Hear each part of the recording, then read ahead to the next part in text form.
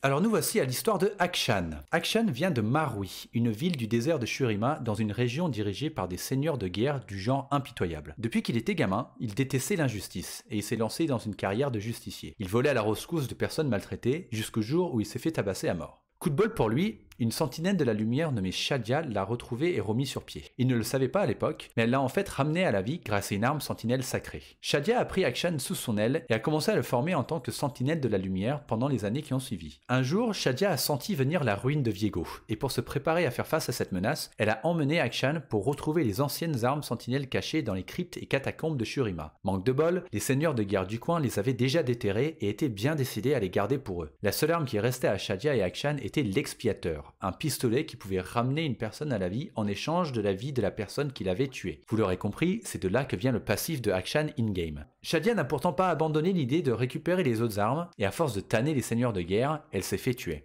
Akshan, qui avait alors compris que Shadia avait utilisé l'expiateur pour le sauver quand il était gamin, a décidé de tuer les chefs de guerre pour essayer de ramener Shadia à la vie. Malheureusement, il a mis trop de temps. Shadia est restée morte. Mais pendant sa quête, il a rencontré Lucian, qui recherchait des combattants pour vaincre Viego. Ils se sont alors fait attaquer par des monstres de la ruine. Lucian est mort, mais Akshan l'a ramené à la vie grâce à l'expiateur et a accepté de se joindre à lui pour arrêter Viego. La fin de l'histoire de la ruine est un peu floue, parce qu'il y a une BD, une cinématique et le jeu Ruin King qui racontent tous les trois une fin différente. Il y a aussi un roman qui va sortir un peu plus tard cette année. Mais en gros, ce qu'il faut retenir, c'est que les Sentinelles de la Lumière ont réussi à enfermer Viego et sauver Runeterra de la ruine tous ensemble. Youpi!